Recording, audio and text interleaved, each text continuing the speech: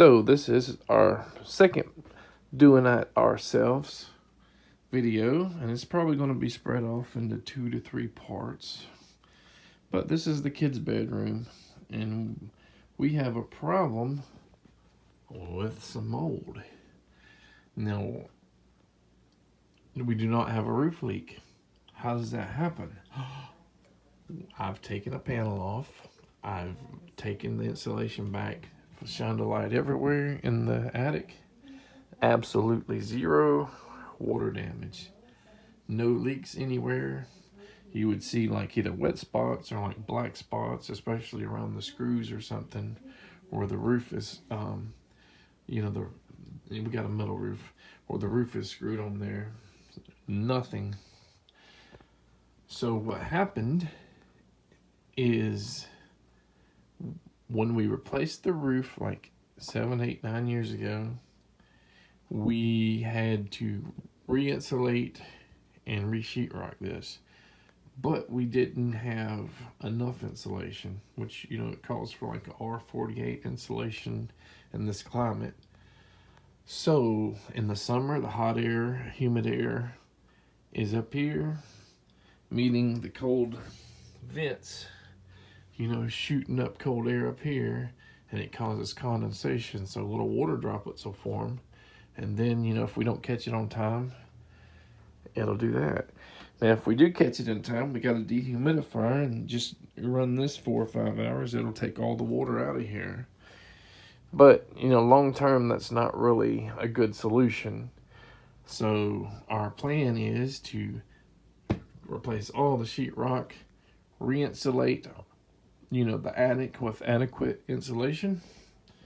And if we have a problem with like any air coming in here, like too hot or whatever, before we get the sheetrock in, we will put a vapor barrier up, just to seal it. And the reason why we don't have the sheetrock yet to replace it is because we've been flooded for over a month here. And it's been raining pretty much every day, and we can't really bring sheetrock in. The really nice thing about having a 3-foot door in the bedroom now is all of these baby beds just slide out. They don't have to be assembled inside the room and disassembled before they come out. So that's really nice. So as I said, we have this insulation here, which isn't enough. I think it's R13. So we got to peel it back, put some other insulation up there, and stuff it really good. Try to make it somewhat airtight. So I did find a wet piece of insulation here. I pulled it back. You may not even be able to see this, so there is like no. I'll take a flashlight later, but I can't find any actually wet boards, so this is condensation, I guess, getting up here. So we got the dehumidifier running to dry the insulation and stuff, anything we find that's wet. And you can see too, there are no screw holes here. Look, what's this?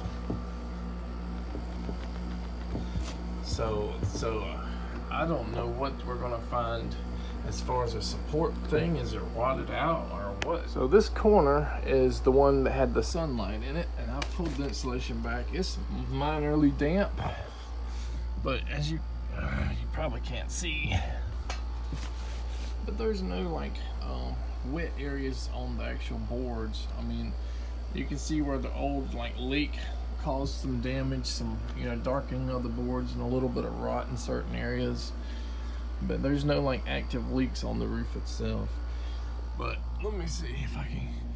So there was probably a board back there, and there may have been a board that originally that was just in too bad a shape or something, or there may not be an easy way to put another board across there for the sheetrock to go on.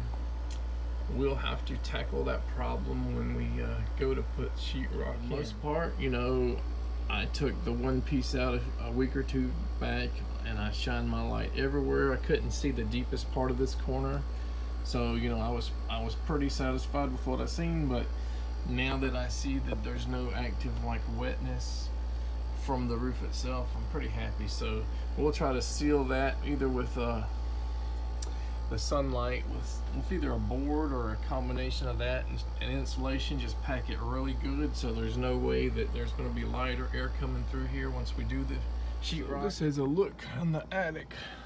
As you can see, we only have this like 3.5 or 4 inch insulation in here. There's the split from the 2 rooms, which there's blown in insulation over there. Look way back there and you can see the blown in insulation in the living room area or wherever. And look at the boards and all. I don't see any evidence of like water damage anywhere on the roof itself. And you can see screw holes. There could be like a black spot around the screw or a nail hole or something, but I don't see any evidence of more water damage. Let's pull this back. Oh, actually I can't pull it back there. Okay, let's pull it back here. Really don't want to damage this too much. But then again, all the water is condensation. There's no damage on the roof, as you can see. So I bought 4 bags of insulation, damaged bags. I've got, I think, 2 faced bags, 2 unfaced. This is R38 and it's going on top of R13. So R51 value, we only need about a R48 value here, so it's going to be slightly above what it's called for. This is $109 a bag, I think, at Home Depot and Lowe's. The unfaced, I don't think they sell them individually. You got to buy like 8 packs, but so this would have been around $400, I guess, for the 4 packs. I think I paid like $37, $38 per pack here.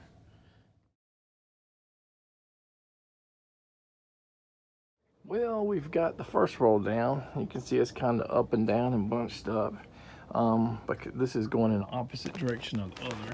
But there are like a lot of little, I don't know if you call that cross boards or whatever, that we have to shove it in and under. And so we have to cut smaller pieces for like here and then the large piece here and push it in there. But once the other insulation is up, it's going to push it up further. And that should be fine. Just like this, some of this is just falling down. It'll be pushed up when the other piece of insulation is up and stapled up there. Probably close to 2/3 done, but I thought I could just go without taking this sheetrock here off and just push it back there. But there's so many cross braces that I got to cut for and put it through little holes and stuff. So it looks like I got to take the TV down and all this sheetrock down here too. I do have gaps here, but you know, I can't really fill them until I get my better stapler, floor stapler or whatever it's called. I'm using just the office stapler, and like 1 out of 3 staples actually goes in and holds this up. So I need it more stable. Then I can shove more down here, up here I should say, more insulation, and then we should be good to go. I've got the last bit of sheetrock off and I pulled the insulation back. There's our outside vent. You can see sunlight. And that's the room separator. It's very strange that a lot of the sheetrock goes back further into, you know, further in, you know, out of the room or whatever, the room you're working on. And it creates a problem when you have to redo the sheetrock, because there's no like support board here, support board on that side, you know. So you could always like add another group of supports, you know, across the studs and all, but it makes it a little bit more of a pain in the butt. So in the back corner there, which I couldn't really put a flat piece, I put unfaced insulation back there. So I probably would have ran out of faced insulation if I wouldn't have did that.